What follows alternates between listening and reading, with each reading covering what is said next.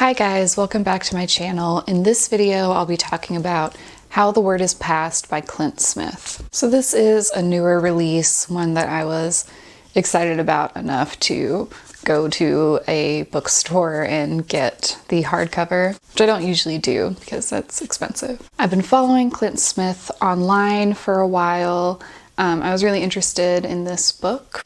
And I've been wanting to read more nonfiction, more history, especially American history, because it just feels like there's so much more I should know that I want to know so I can understand our country better. So any recommendations of things in a similar vein are very welcome if you happen to know any, and an added bonus if they are as beautifully written as Smith writes How the Word is Passed. So in How the Word is Passed, we see Smith visit different historical sites connected to American slavery. And so he examines the history of those places, and he's really looking at how those places are telling that story themselves, or in some cases, not telling the story at all.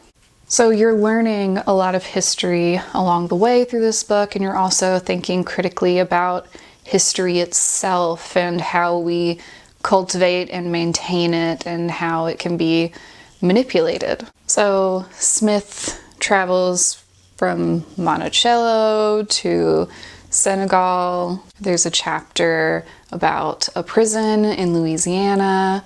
There's exploration of plantations. And he spends some time exploring his personal history and his ancestry as well. And Smith is a poet. That is very apparent in reading this book. There's a lot of really moving description, a lot of beautiful language. Basically everywhere we go starts with like a really poetic description like that. And I really appreciate that language paired with nonfiction. So Clint Smith addresses a lot this denial that a lot of Americans have or have been taught that slavery is sort of on the periphery of our history and it's like a B story to our actual history. But he's really highlighting the centrality of it. And I'm from the South, I'm from Virginia, so I'm certainly familiar with that perspective on it. And I definitely remember like the Civil War kind of being a issue that teachers had to like tiptoe around in school. But I really feel like reading this book, I learned a lot that I think I should have known earlier in life. And a lot of those things I've learned demonstrate how central enslavement was to, the start of our country. Like when the states, the important people in the states were meeting to talk about if they were or were not going to secede, the like real documents that came out of that all basically said, this is for sure because Lincoln is a threat to continuing enslavement.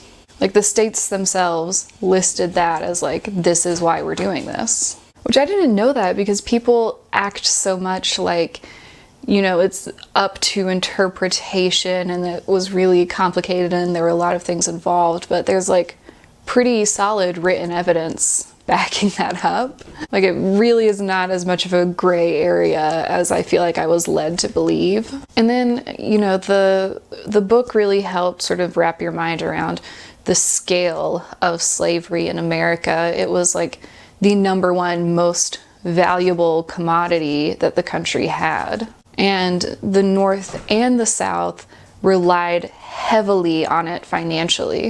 I mean, basically all of our major exports were coming from the labor of enslaved people. It was so deeply a part of our economic structure. And so that's not conjecture or interpretation. All of that is like just the facts. That's just hard evidence. And this book is so much about how we learn history and who decides how we teach history. And I know that has been a big issue right now. But reading this book and like kind of discovering the gaps in my own knowledge really highlights to me how important it is to not let people change history and to support people who are doing research and education and trying to find the truth, not, you know, a convenient lens on the truth. And as long as we're in denial about where we came from, we can't understand where we are now, and there's no way we can move forward. Okay, so let's talk about a few of the chapters, the places that Smith visited. We start with Thomas Jefferson's home, Monticello. So like I said, I'm from Virginia. I went on a school trip once to Monticello. I think in the book, this was the only place I had personally been to. And Monticello is making more efforts to address the enslavement that happened there.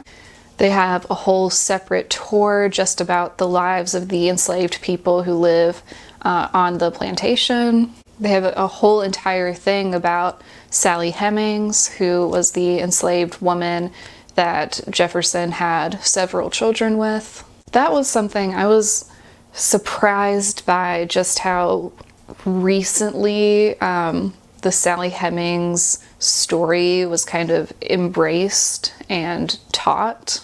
Because it does seem like for a long time there was a lot of pushback against it. People didn't want to tarnish Jefferson's image. But then like in the 90s, they sort of proved with genetic information that this was definitely the case. And then in later years, Monticello decided to make that a part of their teaching, which not all Jefferson-associated organizations agree with Monticello's decision to do that, which I thought was interesting. This was an early chapter, and what it really highlighted was there's no reason for the enslaved people who live there to not be an even larger part of the story or more part of the main tour of the house. Because if we're thinking about who was building their lives there, I mean, whole families, generations of enslaved people lived their whole lives on that plantation. And it wasn't just their labor either, their whole lives were there. You know, they celebrated and lived just like anyone else would. And really, they were there for a much larger portion of their time than Jefferson himself. And it seems like Monticello's trying to teach them as the whole beings and not just numbers. You know, they were real people who actually lived there. And when we're talking about Thomas Jefferson, we have to hold every part of him in the same light. Yes, he wrote the Declaration of Independence, and he owned enslaved people, and we need to be able to talk about both of those things. So in another chapter, Smith visits the Whitney Plantation, which after hearing about it, I would really like to go there one day. It seems to be kind of the only plantation that centers the enslaved people in their whole mission. Like lots of other historic plantations really center the plantation owners, the slave owners. And then they also spend a lot of time talking about like the architecture of the building and things like that. So the Whitney Plantation is kind of a rarity in and of itself. And in this chapter, Smith wrote a little bit about the history of slave uprisings, which again, I learned a lot of things that I feel like I should have already known. For instance, I didn't know that much about Haiti's history and how that connects to the United States history. So in Haiti, there was a slave uprising, a successful revolution, and it was against the French, who lost a lot of men and had a lot of hassle and trouble out of this. So essentially, Napoleon kind of just wanted to cut his losses in the Americas, which is why the semi-ridiculous, impossible deal that we got with the Louisiana Purchase happened at all. Which, of course, in high school we're taught about the Louisiana Purchase, and I definitely remember them telling us, oh, it was so cheap, it was so amazing that we got this deal. But I don't remember anyone ever teaching us that it was because the French were trying to ditch the whole enterprise because of that uprising. And then that revolution also created a lot of fear and paranoia in slave owners that could happen to them too, which of course led to harsher conditions and harsher punishments for anything like rebelling. Actually, the timing of me reading this book, it's lining up a lot with things that are happening in the world that I'm seeing in the news right now. We have Haitian asylum seekers trying to come into the country, and I've seen a lot of people connecting this to their history, at least on Twitter.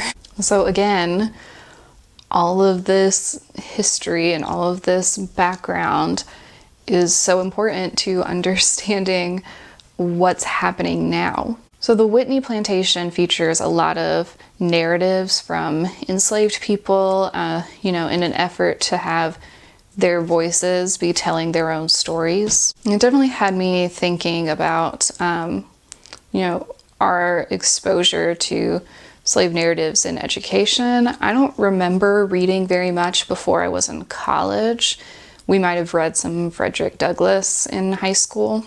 But Smith made a point that I thought was really important, that we can't just learn about the exceptional people or the out of the ordinary enslaved people who maybe became freedmen. I think it's important that we learn about the lives and the stories of normal people too. Smith pointed out that if we only hear about these extraordinary people who did so much to fight back, it raises the question of why didn't everyone fight back, which is a very unfair and flawed question to ask, because there's a lot of really good reasons that people did not fight back. Yeah, and learning about normal people living their lives under enslavement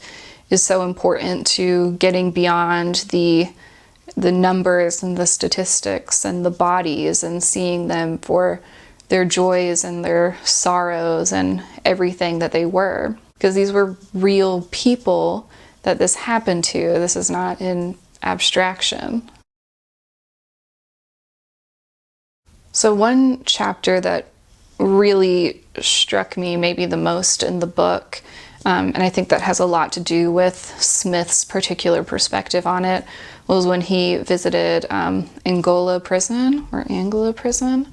It's the Louisiana State Penitentiary. It has a very long history that's completely intertwined with slavery.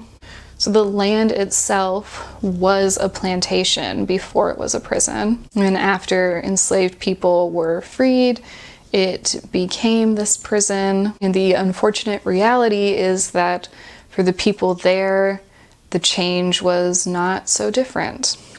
In fact, there were convicts living in what used to be slave housing up until the 70s. This chapter really highlights how convict leasing and the profiting off of labor from convicts kind of filled the economic gap that slavery left. If you read this book, you'll read about pig laws and just a lot of our legal system that was designed to have these freed Black people arrested and working again. Something else that I found kind of stomach turning about this was the mention of a rodeo that this place hosts where convicts participate for cash prizes. which seems very exploitative and awful.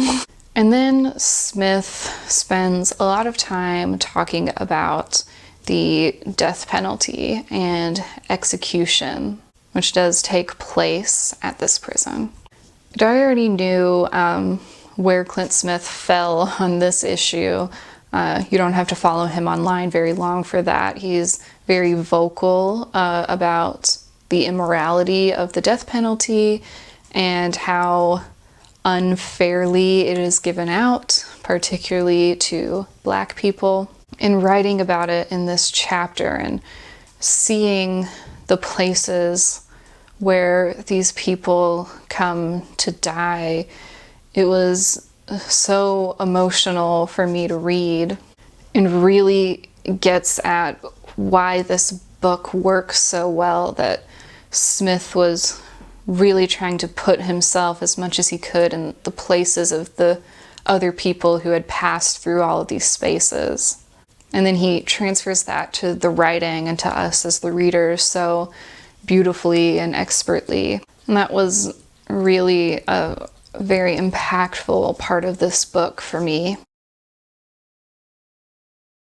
So there are several more places that Smith visited and wrote about.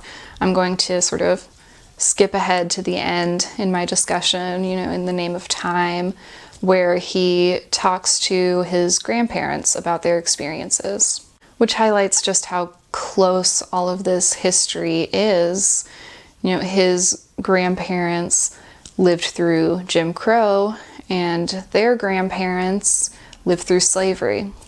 So just talking about it seemed so important in this, and that there were things Smith would never have known if he hadn't asked.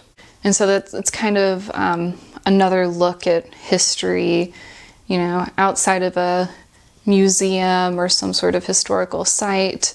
History is also what we share with each other. And again, history doesn't just happen. It's something that we have to do. We have to seek out. We have to tell the story.